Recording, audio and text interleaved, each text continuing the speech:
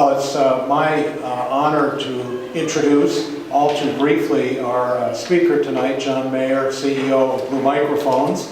There are a lot of reasons it's an honor to have him here. For, what has it been now, 5 or 6 years at Blue as CEO, and a tremendous track record of growth, but a track record that really can be seen throughout his several decades in the music product space. Before this with TC Group Americas, and then before that with companies such as Guitar Center Management. All along the way, somebody who demonstrates the ability to grow a company. Those are all great things that make him a terrific speaker tonight. However, I will claim a little bit of privilege and say I'm particularly pleased by the fact that he has his bachelor's in business management from Cal Lutheran. And that is what makes all the difference. So John, thank you for being with us tonight. Looking forward to what you have to say. Please give a warm Huddle Campus Cal Lutheran Entrepreneurship welcome.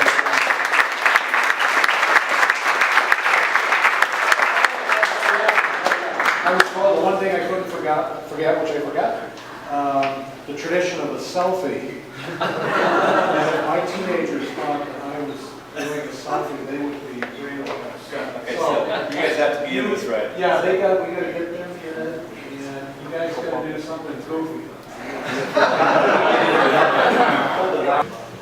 I'm not that tall. So, I actually like to walk around, so I might pick this up in a second. Thank you guys very much. Very excited about this whole setup. So to Chris, Gerhard, Mike, Evan, when we heard about it, we were like, absolutely, we're across the highway, so we're all in. And we haven't been able to take too much advantage of it yet, but we're getting there. So appreciate you guys having us. Before I get started, just kind of a little preface. I do a lot of presentations, but they tend to be sales presentations to the buyer at Apple or the buyer at Best Buy or to some investor. And I've got part of what we do tonight, so we'll show you guys about headphones, but I thought this whole thing is about being an entrepreneur, so I did a little reflecting and tried to kind of take it from that lens and look at both. What these guys asked me to do was talk a little bit about my background, a little bit about Blue's beginnings, and then use headphones as kind of our example of how we differentiate, how we've been successful. So that's what I'm going to do, but I'm going to shake it up a little bit, bare my soul a little bit, show you guys some funny old pictures and stuff to get you going. But so let's get started, and then at the end I've got Tommy here. Tommy Edwards is our head of product management for Blue. So he was back at the table with the headphones. So if you guys have questions, you want to do a demo or something, he's a great resource as well. So, okay. So in looking at this and looking at these three areas, me, Blue, and Blue Today, I actually kind of came up with some things I wanted to share with you guys, or have you kind of come away with at least the stuff that I learned and that I use. And first is pursue something you love, because if you don't, you spend all this time and you're trying to just make money, you're going to be miserable getting there, and then if you don't get there, then you're going to be miserable when you get there. So do something you love. That's been my experience. Make it something real or authentic, and that's not enough. You still have to differentiate. You still have to, we were talking, Chuck and I were talking earlier that you and I could start a widget company, and we love the widget, and we work our butts off to make it in our garage. But if that widget's the same as the other guy's widget, it doesn't matter that we're authentic. We still got to have something to offer the market. So those are the kind of the three themes that I'll try to stick with. So first I want to talk about me, and I'm going to get my notes because we're very busy at Blue, so I didn't really get a chance to practice this whole. So I want to just give a quick background on me, kind of the boring version. As Chris said, I've been in the music business since I was a kid. Worked at the local drum shop when I was 15, and kind of worked my way through all the channels, whether it was in a store, in a band, sales rep at a manufacturer, at Guitar Center. So I've loved this industry, and I've worked in the industry, through my whole career. But I wanted to kind of take it from the other side of it and say that when I think about me as an entrepreneur, I don't think of myself as an entrepreneur. And so I'm going to give you all the reasons why I'm not an entrepreneur, and then I'm going to prove myself wrong. So I consider myself a rule follower, very risk averse, and I like a steady paycheck. So those are not things that your average type A entrepreneur lives with, right? I mean, it's guys who take chances. They don't really care where the money comes from because they know they're always going to get some money eventually and it'll work out. And I don't think that way. And I'll use one sort of story that sort of exemplifies it. And it's kind of a tough one, but I'll get you, the long story short is you never want to see your dad in tears because he lost his job and we have no money and it's 5 kids and I was probably 6th, 7th grade. I will never forget that day, and it just ingrained in me, I'm not messing around. I'm going to be super smart about my money. I'm going to make sure I've got a steady income. And so I looked at it and just said, am I the right guy for this? Should I be speaking about entrepreneurship? And so I'll show you the picture of Dad, dear old Dad. And basically, well, that's one thing I learned from my dad. The other thing I learned was he always pursued what he loved. He got a music degree. Actually, he got a commercial art degree, which back then there weren't computers, so it wasn't called graphic design. It was, commercial art. He didn't love it. Went back, got his music degree, taught music, didn't love it, and went back and became a psychologist. And he's been doing that ever since. Not a lot of money in that unless you're, Oprah's favorite psychologist. And so, that was a challenge, but he also showed me that you go after what you love, and he's been one of the happiest guys I've known, except for that day when we had no money. So I sort of got both sides of that equation. And so I started looking back and looking at my career and some of the things that I've done, and I realized a lot of the passion stuff made me do a bunch of things that were entrepreneurial, but I didn't think they were. And I'll give you another fun photograph. That's me at 15 playing in a club where my dad had to get me in the back door and say, yeah, he's good, he's fine, I'll sign for him. And so, I look at things like, playing clubs when I was a kid, playing in bands that were much higher, older than me. I quit college after 2 years, which, again, I look back at it and go, my friends probably thought I was crazy, but I loved music, and I was teaching my drum teacher in college how to play drums, so I was like, something's wrong here, and so I just left and I went on the road and played in a band. I didn't think it was a risk, I didn't think it was scary, I just loved it and I wanted to do it. So that's the kind of stuff that I'm talking about. I led and managed a couple of music businesses, including bands where we did very different things for the time. There was no internet back then, so we were creating postcard lists, and we actually did television commercials for our band. We did lots of merchandise, all kinds of things that if you guys have ever been in a band, you do, but we really built a great business out of it. And that's the last fun little nostalgia I'll leave you with. Through all that, actually got a funky little, local band from the Midwest on national TV at a very young age. And again, at the time, did not think that was very entrepreneurial. I just did what I loved. And so I'm going to play a little bit of this for you. This has never been seen in like 30 years.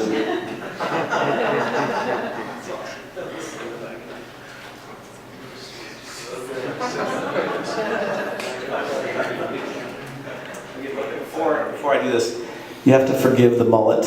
It was a product of the times. Back from their hot live contests throughout the Midwest, they came to Big Break just to sing for you. Please welcome Mojo Stew.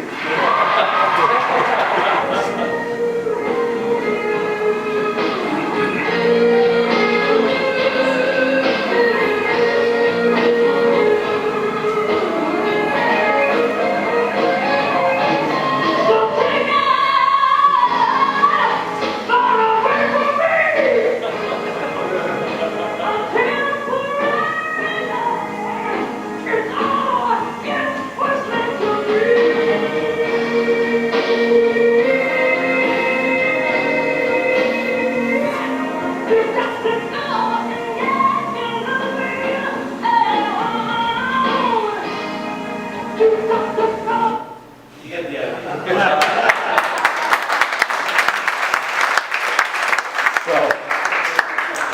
funny looking back at it. I'm really proud of that, but I haven't looked at that in ages. So it's kind of, you guys have made me reflect on a lot of this stuff, which is great.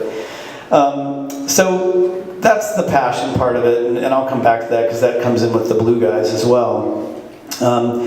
So the next part is to talk a little bit about being authentic, and that's where Blue comes in and kind of the Blue history. I'll give you a little, the sort of, again, the boring history is, the company was founded by two guys, loved music. One, Skipper Weiss, who is successful pop jazz artist, and in fact, very big in Europe, had a lot of top 10 smooth jazz kind of records in the US. And he met a guy from Latvia, Martin Selsburns, who was head of audio and the audio engineer for the conservatory theater there, just very high-end guy. And they started collecting mics together, they started refurbishing mics together, they started to refurbish other people's mics, they started to sell some refurbished mics. And one day looked up and said, we're a mic company, why don't we just design a mic and make our own mics? And the first mic they did, not commercially available, but the first mic they made was a mic called the Bottle. Still made today. It's a $10,000 system. We still sell it.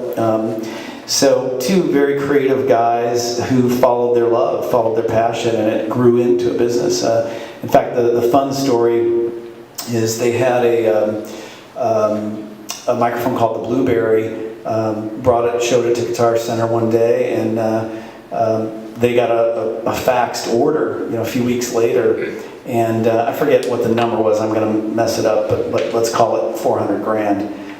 They basically had a company overnight because it just blew their mind that they had a real order for a real product. So that's kind of the quick and dirty. But I want to talk a little bit about the market that they were in. So this is a drawer from Abbey Road Studios in London where the Beatles made history and amazing music, and many other bands, Pink Floyd and a lot of others. This is basically what the recording microphone market looked like in 1995 when Blue was founded. A lot of barriers to entry. You got a lot of German companies who've been around 100 years who have 250 patents. And literally Shure, Sennheiser, Audio-Technica, AKG, Bayer, amazing, great companies to this day. And if Skipper had called me and said, let's start a mic company, I would have said, you're out of your mind, there's no way. And yet, they were able to differentiate, they were able to do something different than what everybody else was doing. So not only do you have this sort of, by the way, this is a color photograph. It actually is a color photograph, I'm not kidding. And so then look at the names of the products. Very different looking, right? Couldn't stop there, so trying to make products that were as creative and fun and innovative as the musicians who are using them to create music and create art. And instead of names like the CX321, it's names like Dragonfly, Kiwi, Bottle, Blueberry. So these are all the products that came out in those early days when the company was mostly pro products. Then about the mid-2000s, GarageBand's basically on every Mac, and there's no great, cheap, easy way to get audio into your laptop. And so Blue came out with a product called the Snowball, and then started the whole process over again with very different, unique looking products with names like Snowball, Mikey, Yeti, Nessie. Now that's fine and dandy, but as you guys, I'm sure, are thinking, if that's all we did, and I'll come back to this slide, if that's all we did, that wouldn't work, because that drawer of mics at Abbey Road would blow us out of the water, because they're great, they sound great. These mics had to perform too, and we had to do something different there as well, which was look at the two worlds. In 1995 and pushing into 2000, it was changing to a completely digital world, digital recording. So you've got these great vintage mics and this great vintage story, but no one's really kind of tying it into today and what's happening in the future. And so that's kind of where we created the performance side of it, is how can we get the best of vintage mics, but also have them perform correctly for digital recording, which is a kind of different set of issues, and give mics that are tuned for the application. So we did a lot of things around this, the bottle mic, which is this one. That comes with 9 different capsules that come on the top of that. So you just can hot swap them right live in a session. Singer's singing, doesn't like the sound, you pop it off and pop a different capsule on. So that kind of usability and function and sound quality had to be part of it, or else it wouldn't have worked. So that's kind of the quick, and this was just my fun thing here, in that we've also won a bunch of awards for our packaging, and a lot of what we try to do is to take the technology and kind of bring it to the background and have some fun with it. These were icons we used on a mic, the Yeti mic, as you can imagine. These are little Yetis. When we're trying to say to the customer, this setting is for this type of vocal or this type of instrument, we use these icons to denote that, and won an award for the package. And Apple's visual display merchandise team claims that Yeti's their favorite box, so it worked. But it's kind of scary. I mean, you know, people could laugh at it and go, that's not serious, but it seemed to be a good mix. Okay, so that's the authentic part and the differentiate part, but I'm going to go a little more into the differentiate and talk about headphones. Actually, before that, sorry, a little background on Blue today, kind of where we're at right now. I'm testing out on you guys a new motto for the company. You won't see this till January, but we're toying around with a new kind of, not a new look at the company, but kind of a general marketing campaign. And so here's the update. We've become a market leader. We've grown very quickly. Average growth over the last 5 years has been over 50% a year. A lot of that growth came right when the market crashed, 2008, 2009, 2010, mostly around entering new markets, bringing new products in. And I know this chart actually looks like I just cut and pasted it from a generic thing, but those are actually real numbers that are informing that chart. We have over 1 million users of our desktop series, so those are the USB mics we sell at Apple and Best Buy and those. So we've successfully made the transition from a pro boutique company to still doing that, still important part of our business, still growing, and making, I think, consumers now close to 70% of our business. So the consumer side has become very important to us. And we use a marketing tactic that we have to in consumer, because on the consumer side, I'll just give you a real world example. Wired magazine pitched me on a one-page ad. It was $41,000 for one-page ad in 1 month's issue. And I chewed them down to $19,000, and I can get, I don't know, probably 10 pro ads in sound on sound and recording, you know. So it's not economical yet for us to advertise in print and some of the more, you know, standard ways on the consumer side. So we do a lot of PR, tons of PR. And the mic names and look and feel and the innovative design gets us some good attention. So we try to take advantage. We actually have PR in-house. We don't hire an outside agency. And then the artist credibility is nice for us to have somebody using a product that's pro, from our pro side, and then be able to use them as a reference for consumers who are buying this stuff. In the case of Bob Dylan, for his first and only iTunes ad, he actually walked into the shoot with that microphone, which is a Blue Baby bottle. We had nothing to do with this. I would like to say we did, and we achieved our goal, but we didn't. It kind of happened. But that's the kind of thing that's nice to have, you know, Snoop Dogg using Bottle in the studio, and he's using Mikey in a hotel room closet to do a scratch track for a vocal or something. So it's a good connection. And then sort of encapsulated, or the sort of result is we've been lucky enough to be in the Inc. 5000 fastest growing companies for 5 years in a row now. We're going to come to the end of that, I have a feeling, because it's hard to grow by those huge percentages the bigger we get, but it's been fun to be a part of that. Okay, so now we're getting into the meat of this, so I'll try not to take too long here, but So I want to talk about headphones as to our approach. How did we do this? Why did we do this? Because I think you guys, if you follow this at all, you'll know what I'm about to say and you'll agree. If you don't, trust me, the world does not need another headphone. I mean, it's crazy. As soon as Beats created this amazing market and did $1 billion in business, everybody decided to make headphones. Clothing stores, Urban Outfitters have their own headphones. I mean, if you go to CES, it is a headphone show now, and it's crazy. But basically, we are essentially the last major microphone company that doesn't do headphones. So that's no reason to make headphones, but it means it's been on our mind for a long time. And the reason is that the technology of capturing sound waves and converting them to electrical is the exact same as taking electrical and pushing them out into sound waves, which is what a headphone speaker does. So that's why Audio-Technica, Sennheiser, AKG, Maier, Shure, they all have headphones. So we've been thinking about it for a long, long time, but we knew we had to follow those rules.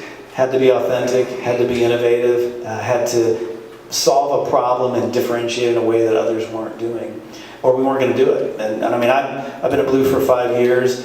We talked about headphones on day one. We didn't start this project until 2 years later, and that was a year of research. We didn't kick it off and actually start spending real money until 2 years ago. So it was a long process for us to figure out what we wanted to do. The other thing for us was that there are companies out there that have amazing technology, and there are companies out there who have really cool design and aesthetics and understand fashion and color and all that. There's not a lot of them that put the two together, and that's what we've been good at. And so we felt like we had a difference already there. We thought we could take this sort of high-end quality thing, but also do something really fun on the innovation and design side and the look and feel side. And then we also saw a need not being met, so we'll get into some of that. One of the big things is we've changed the way we listen, right? So we all have our entire music library in our back pocket now, and that's different. That's just, it's been that way for maybe the last 5-10 years, but it's still a shift. And it's a shift that was low quality. It was all about MP3s, right? One of the problems with these devices is that these small iPhones have a tiny little chip that's the power amp, and if you want to get some juice out of it and crank it up, you're going to get distortion, and it just doesn't sound that great. But the other thing is that all of the solutions that are out there now are basically built around files that didn't sound so good, and that's changing. So we felt like we had some interesting approaches to that. The sound is starting to matter a lot more. One of the things is that customers are starting to ask for better quality, whether it's earbuds or high-end. I'm a big fan of Beats. I know Luke and the guys over there, so they make a great product. They sell a ton of it. But I think if you're a pro, you know that people don't mix on those headphones. They're a great, consumer product.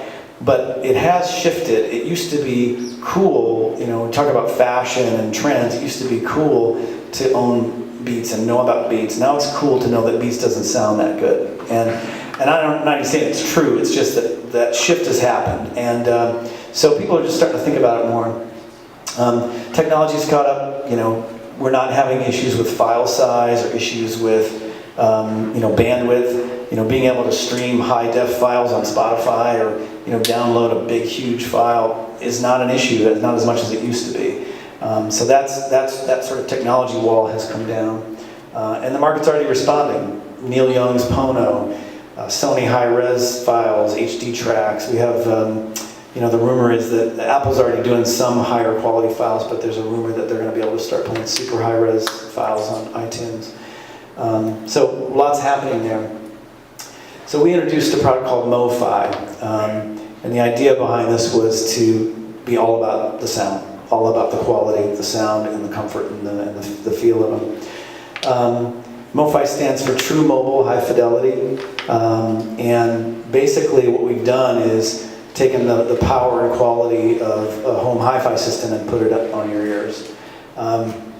And what that means is we've actually built and I'll go to the next slide, we've actually put an audiophile power amp inside the headphones. So what it does is it takes the load off of your iPhone or your other portable device. And what's great is there's 3 modes. So if you're a pro, you don't want to use the power amp that's in there, you turn it to the off mode and you can use your preamp in the studio. But if you take it home and you want to listen to a track on your iPhone, you can turn the power amp on, and then you can turn a third switch, just gets it to a low-end boost. But if you look, go back here, that's the actual power amp.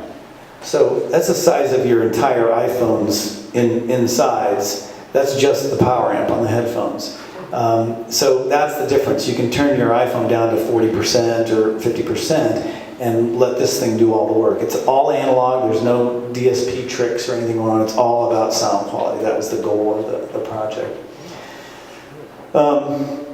There's a bunch of other stuff going on. You guys, when you leave, can play around with them. But the headband is literally modeled after a Formula One race car suspension. So it's a 4-bar linkage. And I'll do a demo in a second on how it works when I pull it out of the box. But it's amazing in that most headphones do this. You know, it's a band that, you know, if you got a big head, they're doing this. If they're smaller head, they're doing this. These actually stay parallel the whole time, depending on how wide you go. So and there's also a tension adjustment, so how tight or loose it adjusts. When you take them off your head, they turn off. So rechargeable battery actually stays charged for a lot longer.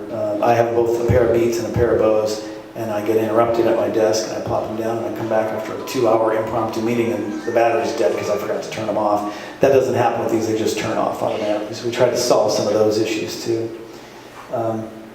So it's $349. You know, world's first integrated audiophile amplifier, large 50 millimeter dynamic driver. So it's a big product that sounds amazing. It's not for everybody. It's our first entree. It's basically trying to make a statement. And what I want to talk about now a little bit is some marketing and how we thought about getting the word out on the product. I know we're running late, so I'll be quick. We targeted the product specifically not to be Beats and not to be Bose. You know, Bose is all about noise cancellation for a traveling businessman. Me, the gray-haired old guy who's got the Bose on the plane, that's basically, you know, what they're designed for. And they do it amazingly well, and they sell tons of product. Beats was more the fashion item, the hip urban product. It's sort of the Nike Air for headphones. They got people to spend $300 on a pair of headphones, just like Nike got people to spend $150 on a pair of basketball shoes. And it's amazing. I mean, I own a pair of Beats. I own a lot of Beats products. So we went for something different. We went for the middle. We went for all about sound. There's no electronic noise canceling in these, but when you put them on, you'll see the room kind of disappears, but there's no electronic noise canceling, which both Beats and Bose have. And we're a little bit higher price. We're $50 above these guys because we're trying to differentiate. We're trying to make a statement that this is about quality. So you can kind of see from this slide kind of who we're going after. Tech enthusiasts, tastemakers, professionals, audiophiles, that kind of thing. As I said, we don't have $100,000 to pay for every single ad we do, so we're doing a lot of PR, a lot of guerrilla stuff, a lot of social media, but we're also going right after these 4 customers right where they live. So, you know, real hipster websites and tech gadget websites, Pitchfork, Gizmodo, Uncrate, all that stuff. We're also going to do ads right where people are listening to great music. And we're actually going to do something different. I don't know if you guys do this, but I play cards with the buddies. We put on Pandora, and we put in, you know, Bad Company and listen to whatever comes up. Well, every time an ad comes on, it's Joe's Mattress Shop, you know, and it just doesn't make sense. Like, we're listening to Pink Floyd, and Joe's Mattress Shop comes on. So we're pretty excited to actually have an ad where people are it's going to be about music, you know. Our ad's going to be playing music in the background. And what we've done is we went to a major tastemaker. Basically, Jason Bentley, while he's the music director for KCRW, which most of you probably know is a pretty famous radio station, but it's a community college in Santa Monica, However, Billboard magazine picked him as the most influential DJ in the country about a year ago, 2 years ago. So people listen to him all over the world through streaming and other stuff. So we did an ad. We're going to do an ad with tonight. Hopefully you guys will be able to hear this. Hi, this is Jason Bentley. If you're like me and you love listening to music all of the time, you need to check out these new headphones by Blue called Mo-Fi. They have a built-in audiophile amplifier, which is like having the power and quality of a hi-fi system inside your headphones. They're really different from anything you've heard before. And these things look and feel as spectacular as they sound. If music is important to you like it is to me, you'll want to hear Blue's Mo-Fi headphones. The music is just a bed, but you get the idea. And then we're going to do other key influencers. So we went to Jude Mancia from headfi.org. It is the website if you're into headphones. If you're geeking out on headphones, you know this guy. We actually gave him a sneak peek. We flew him out, gave him the whole dog and pony show, let him do videos and stuff. He did his own hour-long video, and we let him break the embargo the night before we went live. And it was on purpose so that he would be the lead guy, so all of the press who aren't as technical and don't quite understand all this stuff could take his lead. And then we brought in some guys. Carmen Rizzo is a producer, engineer for Seal, Coldplay, and a bunch of others. Jason Bentley you saw, and I've got a couple of videos to play you for these guys. Hi, this is Carmen Rizzo. I've been listening to Blue's Mo-Fi headphones for quite a while now, and I have to tell you, if you love music and you love to listen to music, you have to check this out.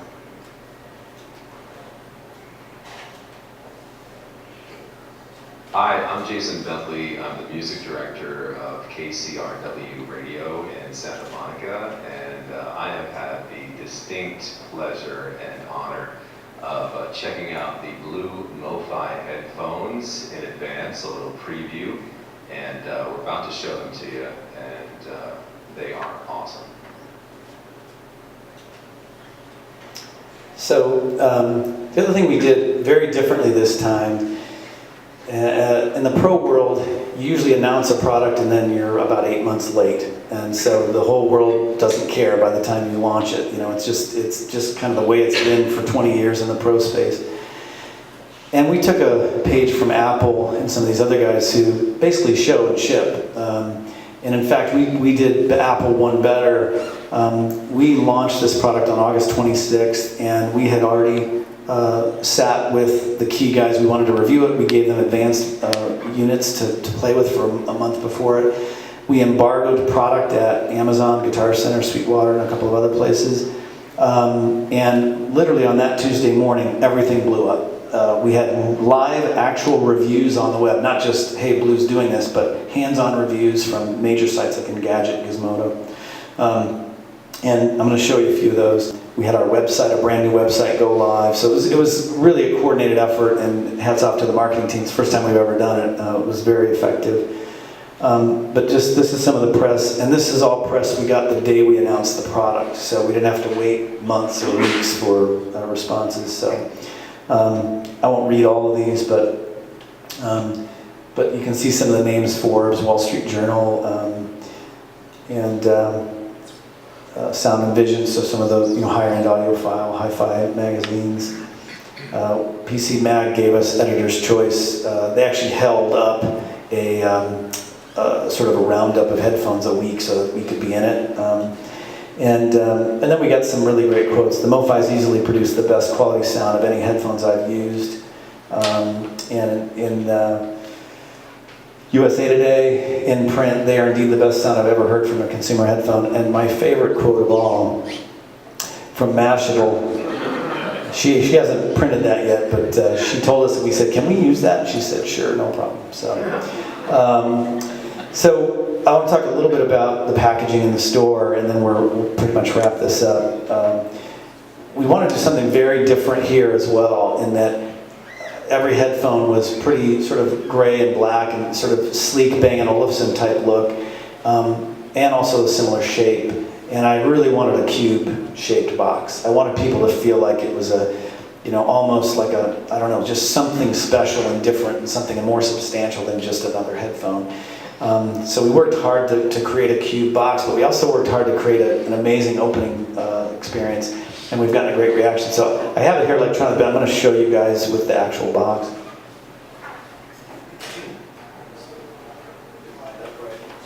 So the way we ship it, it's held in place by a top piece that's in this. So instead of all those Barbie ties and plastic and bubble and stuff, it's on the bag and you got to pull it out of the bag. This is actually the first experience you have with the product is that. It's just done. And like I said, when we're talking to buyers, they just are blown away by that because it feels like it's on a pedestal, it's something special. And you can actually take this insert out and use it as a stand on your desk or whatever. So I'll show you some of the other.